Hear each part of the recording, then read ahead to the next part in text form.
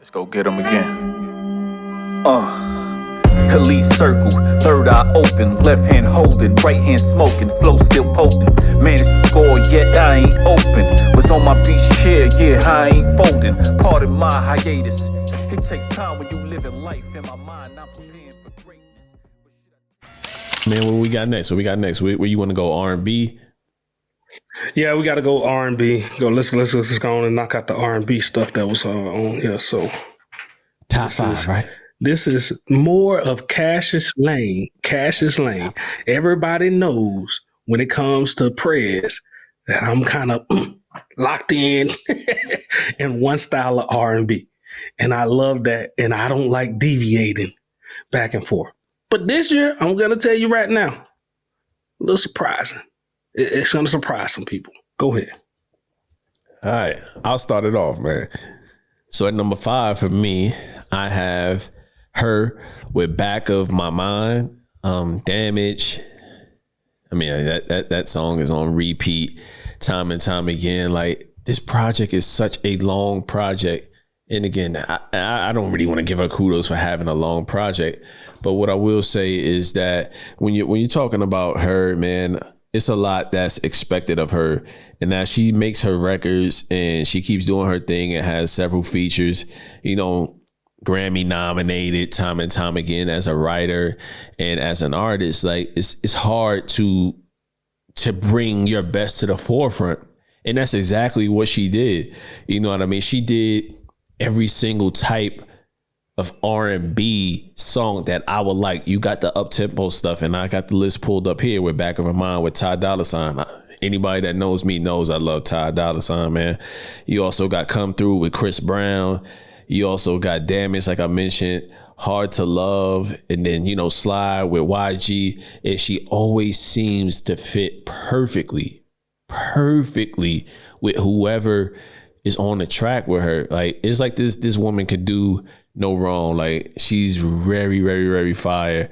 This whole project, 21 songs, hour and 19 minutes. Like, who does that? And it keeps me coming back for more and more each and every time. And with so many songstresses that came out this year, and I have way more than the top 5. So if y'all want to see more than my top 5, I'm definitely gonna drop that off on our Twitter and let you guys know what I think about other R&B artists in the list that I have, because I have a lot more for you guys to get to. But her at number 5, very undeniable, Grammy nominated, never to be duplicated. This young woman is talented, and, you know, sky's the limit for her. So that's why I have it number 5, man. Prez, over to you, man.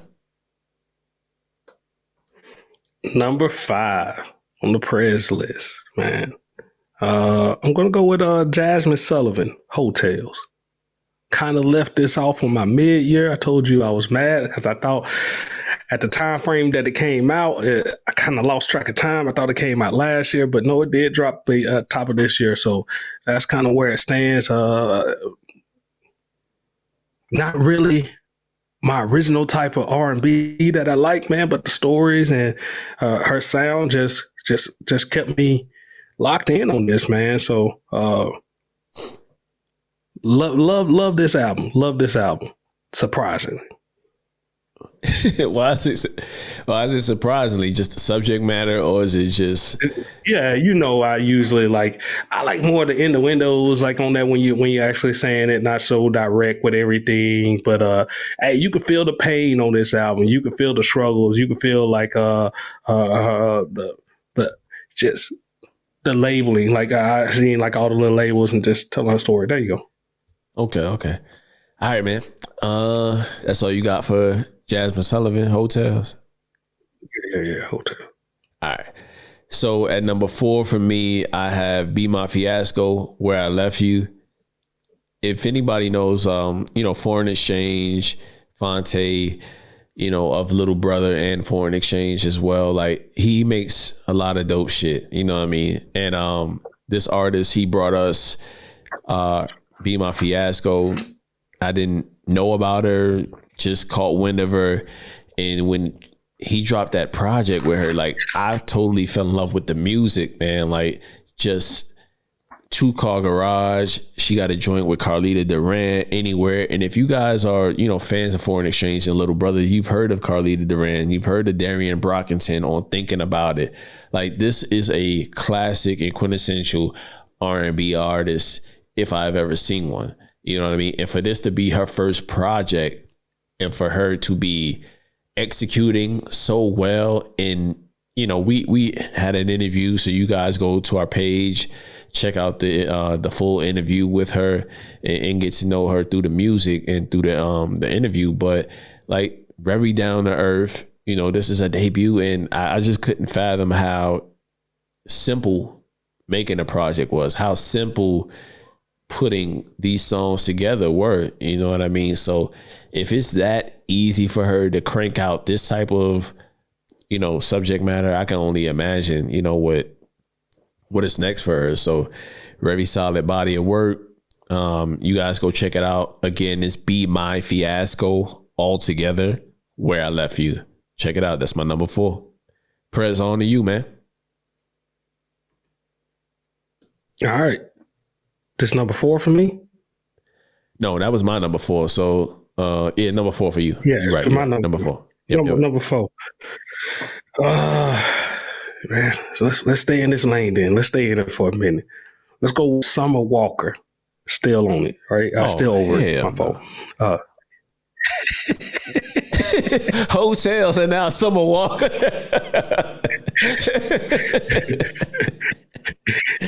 Oh, hey, man, so these was 2 albums that the wife, I don't tell you, like she put on, she was jamming to them in our house, and I was just like, yeah, it was whatever. Yeah, I was kind of like, okay, who's this? What's this? Like, so kind of as we go through our minute rides and stuff like this, just because what she plays, and it's just yeah. So I was locked in on these, and I was just like, okay, man, these are all right, man. Not what I usually listen to at all, but somebody else opened my eyes to this type of music, and I'm slowly like just it's growing on me a little bit. There are little stories and stuff like this. Where the wife at? Damn, man, because I want to bring a real R&B head on the podcast. You know what I'm saying? So I can talk to her about these projects. Now, we'll say these, man. These albums are extremely long. I would like to see some of them cut down a little bit, man, but I wasn't mad at the whole album on these things. Some of the standout songs, what's the one with Ari Lennox, Unloyal. I much like the one with Cardi B to start off, The Bitter, and then the SZA, No Love. So, you like the Cardi B joint? Yeah, well, don't judge me, Cash.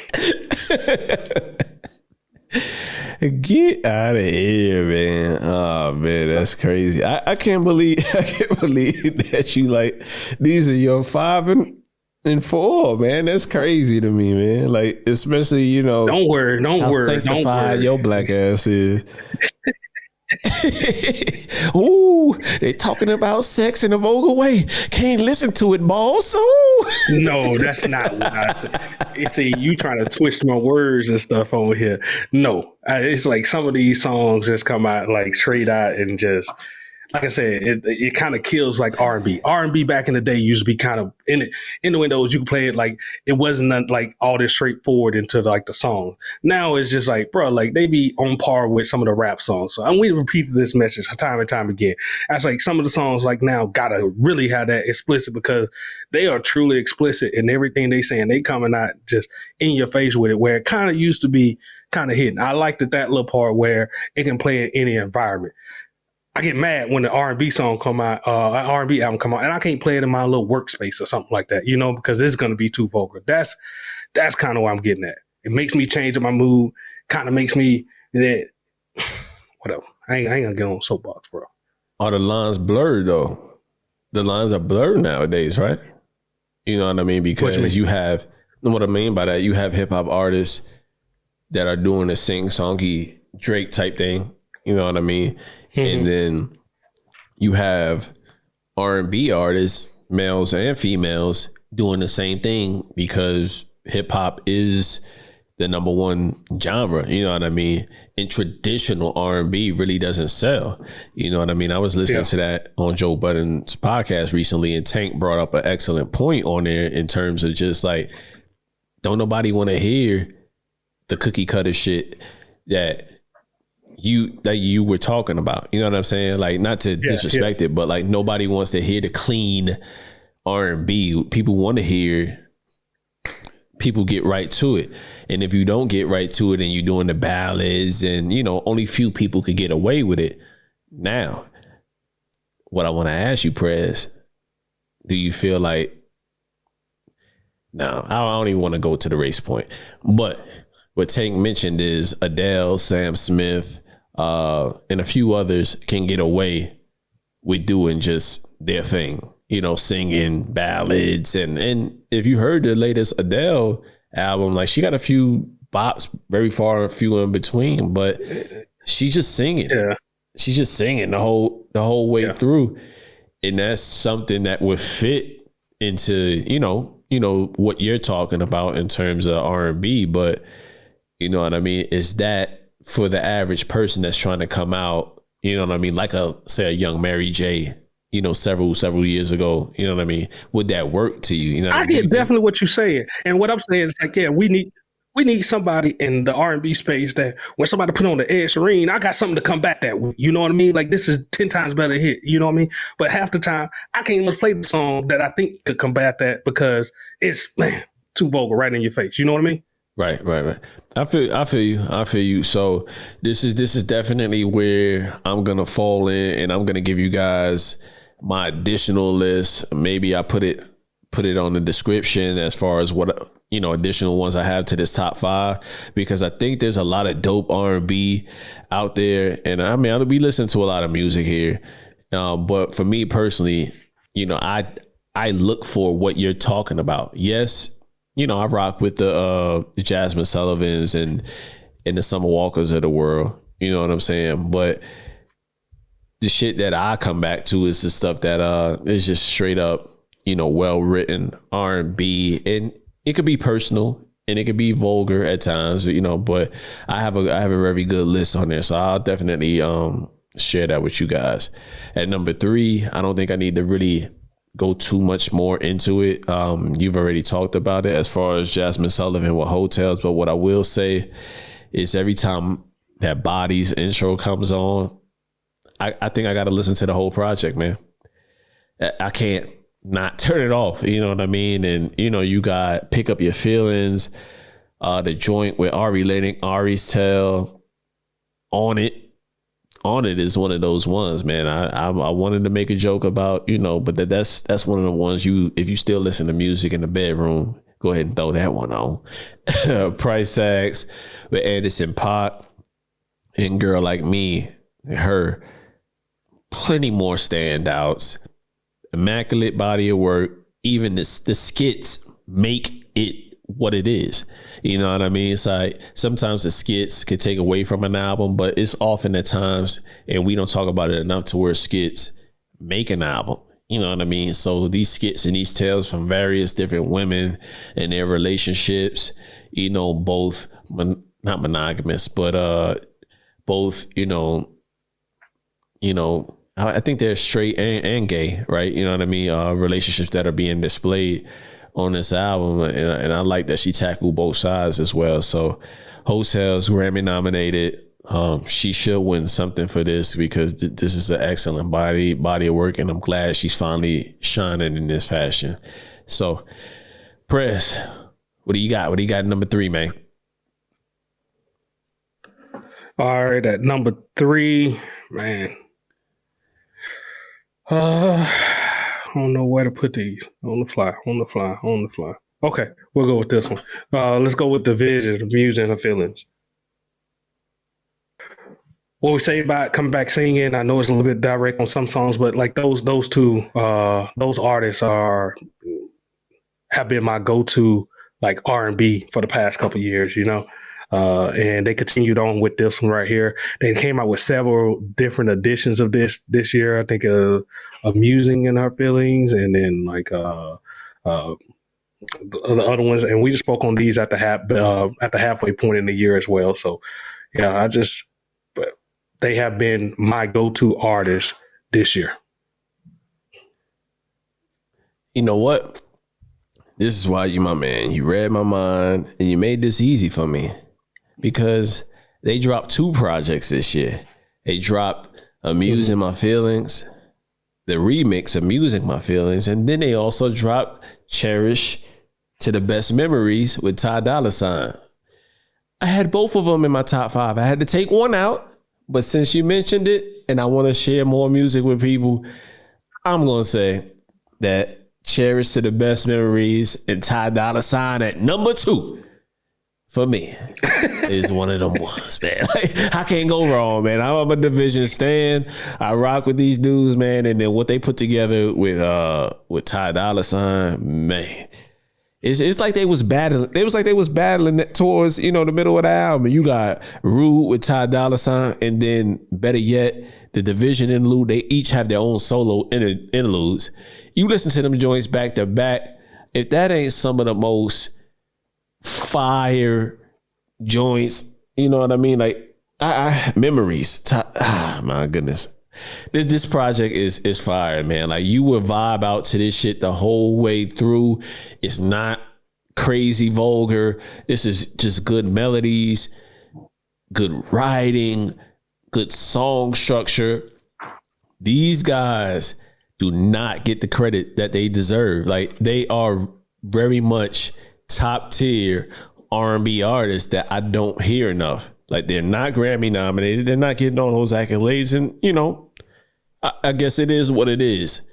But their projects will stand the test of time. So, yeah. Cheers to the Best Memories, Division, and Ty Dolla $ign. That's my number 2. Okay. My number 2 would be Her, back of my mind. And yeah, I think we, again, mid-year review, spoke on this highly. I think you kind of just said I was kind of cheating already because it had just dropped and techno was supposed to be a part of it. But man, that album, it was a lot of songs on there. But I mean, never got exhausting at the same little point. We made it, back of my mind, Find a Way, I Can Have It All, Slide, all those ones I think kind of like stand out to me. Love the whole album. Once I do it, like it plays all the way through for me as well. Just put on that album and just go. So, and it's probably about the longest listen that I do when I say I listen to a whole album. Like it's pretty long on there and go through it. So, Ooh, all right. Got all the heavy hitters. This is not what Prez is known for. He's going heavily pop on y'all, man. This is okay. New day. It's a new day. It's a new day. Pop Prez, man. Well, I think some of my other artists, like, they got out of that last year and didn't too many of them put out a lot this year for me. So, you mean Usher didn't drop? Usher didn't drop anything? Trey Songz it dropped. None of them, like, man, like, it was kind of one of those years, man. Yeah, for sure. Hey, man, your list is your list, man. Who you got at your number 1? Who you got at your number 1? Because I can jump in with my number 1 right now. Because I think my number 1 is really going to go, like, since you want to go ahead and put out there, we talking about pop albums.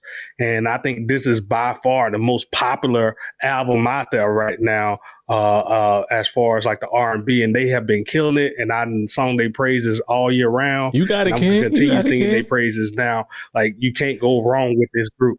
Silk Sonic, man, that album. Evening with Silk Sonic. Yeah, just think it's like one song I didn't like on there, but the more and more I listen to it, it just kind of grows on me. And Smoking Out the Window, like Leave the Door Open, Flies Me, Put on a Smile, Skate, Blast Off. Yeah, like this. These dudes, when they get ready to sell a tour, lights out, man. They're gonna make a ton of money.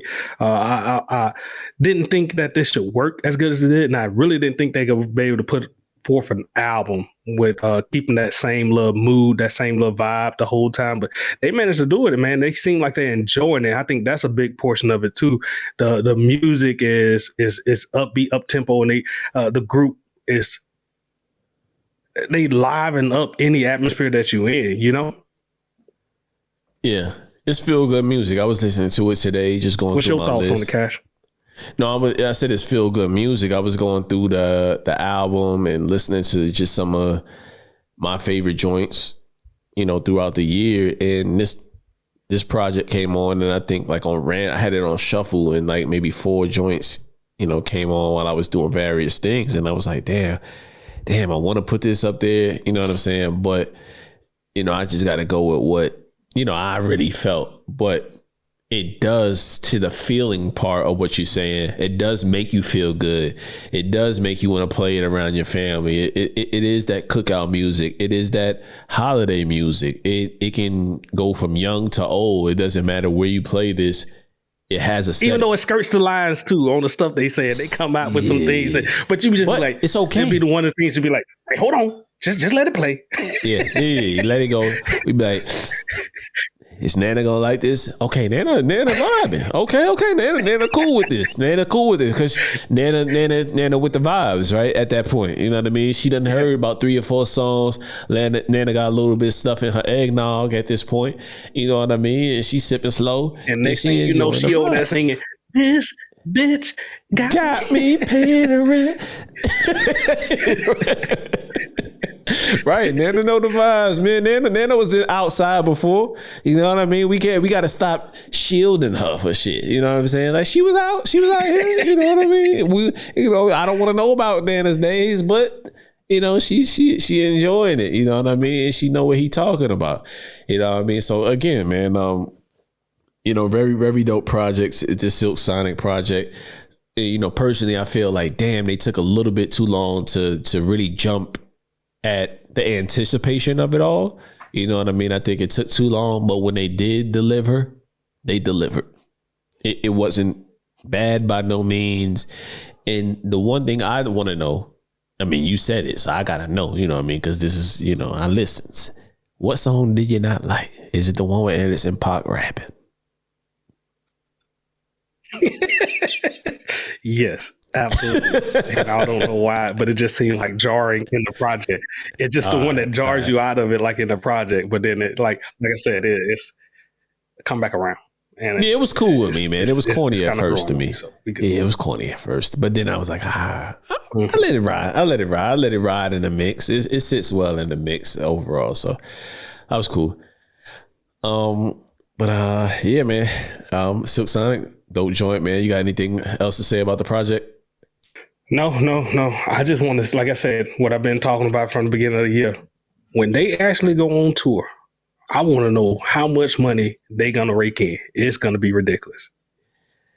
Yeah, they gonna do their thing, man. Because Bruno Mars definitely had a hell of a run on that last project that he dropped, and Anderson .Paak as well. So, you know, I just wish this project, if I had to nitpick, right, Prez, because that's what we do, I just wish there was more variation in it. I don't, you know, you had the whole Bootsy Collins effect to it the whole way through.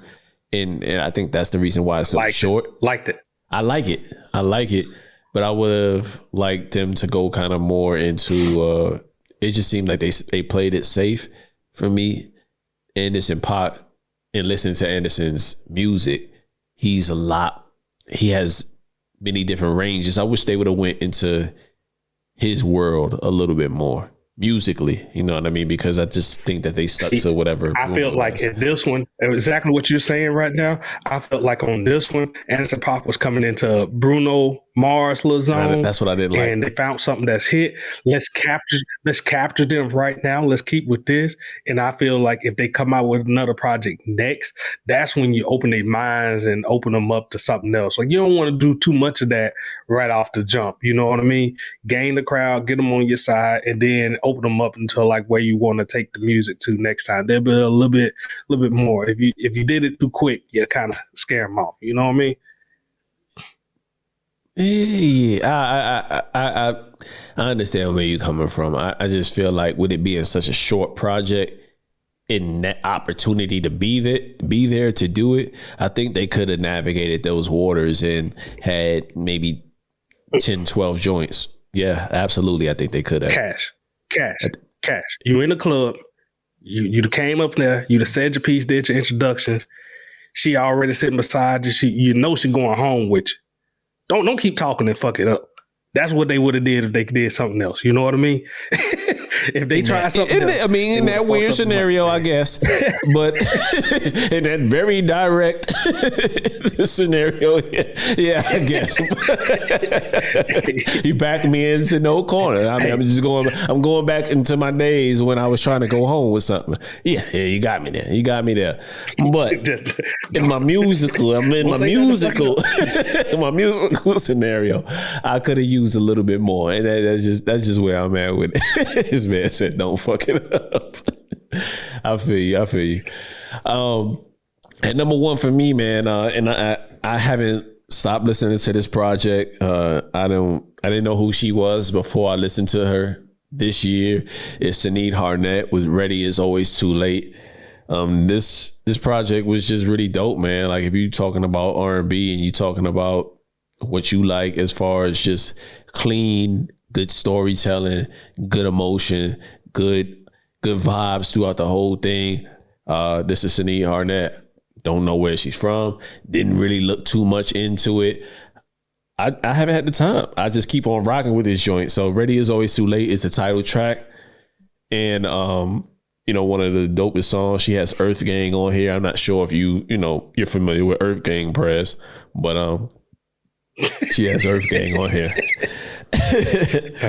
And she has some of my other, some of my favorite R&B artists on here as well. Like that's doing it right now with Van Jess, Lucky Day, so, if you're looking for something like that, it's 11 tracks, 33 minutes.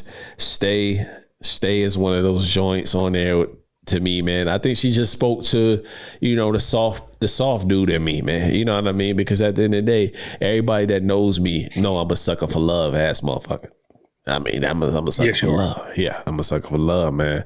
You know what I mean? When it comes to this R&B thing. So she was just tugging at the heartstrings the whole way through, man. It was like, have you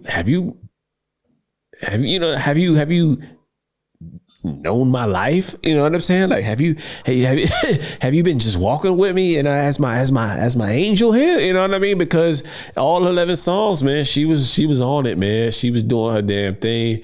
And I haven't heard her in any discussions or anything like that, but she's at my number one just based on replay value alone. Yes, I could have had a Summer Walker. I could have did all these different things, but I just got to go off of what I rock with the most, man. And again, like we said, this is our list. So, Sinead Harnett, if I'm saying the name wrong, I am so sorry. But "Ready Is Always Too Late." Y'all go check it out. I can guarantee y'all gonna rock with it. And if y'all don't, it's not if y'all don't. Y'all will. Y'all will. So that's where I'm at. That's my number one. Best R&B album of 2021 for Cash.